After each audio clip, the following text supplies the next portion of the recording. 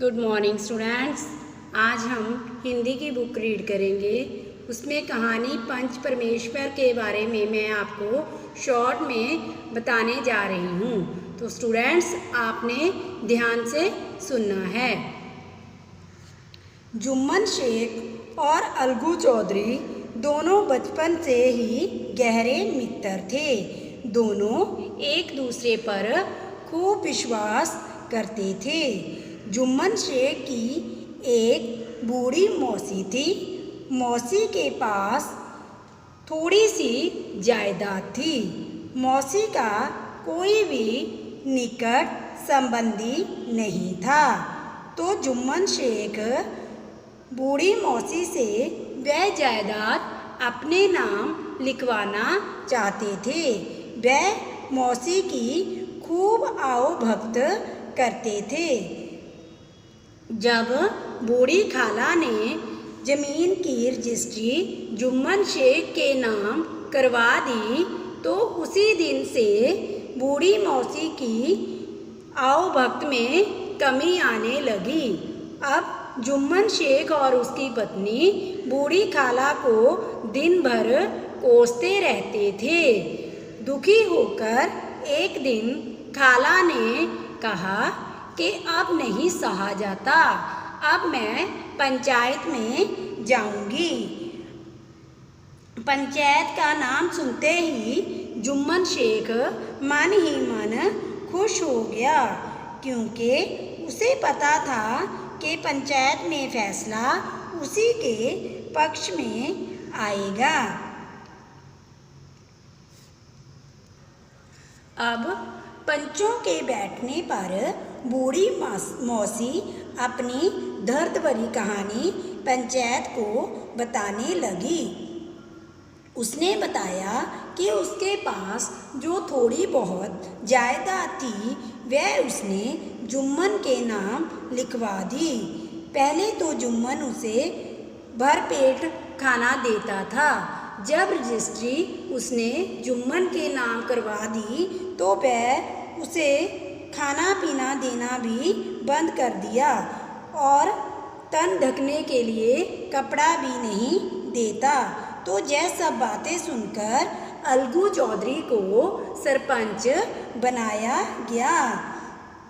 अब जुम्मन खुश था कि अलगू जो था उसका गहरा मित्र था और उसे विश्वास था कि अलगू फैसला उसी के पक्ष में देगा। किंतु जब अलगू सरपंच के पद मन विराजमान हुआ तो उसने जो फैसला बूढ़ी मौसी के पक्ष में देते हुए कहा कि खाला की जायदाद से इतनी आमदनी तो अवश्य ही होती होगी कि जिससे उसे माहवार खर्च दिया जाए। उसने जुम्मन को आदेश दिया कि खाला को माहवार खर्च देना ही होगा। यदि उसने ऐसा ना किया तो जमीन की रजिस्ट्री रद्द समझी जाएगी। अलगू का यह फैसला सुनते ही सभी खुश हो गए। अब अलगू और जुम्मन के बीच में दरार पड़ गई। कुछ दिन पश्चात अलगू चौधरी ने अपना एक बैल समझू शाहू को बेच दिया। अब समझू शाहू उस बैल से इतना अधिक काम लेता था कि एक दिन अधिक परिश्रम करने के कारण वह बैल मर गया और समझू शाहू ने अलगू को बैल की कीमत देने से मना कर दिया। तो अलगू ने पंचायत बुलाई।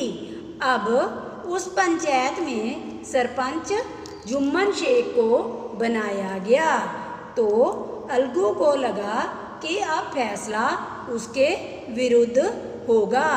तो जब जुम्मन शेख सरपंच बना तो उसके मन में सरपंच का उच्च भाव पैदा हुआ।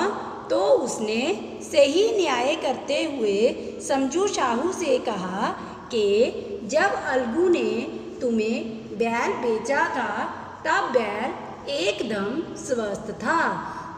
अब तुम्हें उसे अलगू को बैल की कीमत देनी ही होगी। तो यह फैसला सुनते ही पंचायत में पंच परमेश्वर की जय जयकार होने लगी। विद्यार्थियों, इस कहानी को मैंने आपको शॉर्ट में समझाने की कोशिश की है, लेकिन आपने अपनी बुक से इस कहानी को अच्छी तरह रीड करना है ताकि आप इसके क्वेश्चन आंसर लर्न करने में आपको कोई भी प्रॉब्लम नहीं आएगी। Okay students.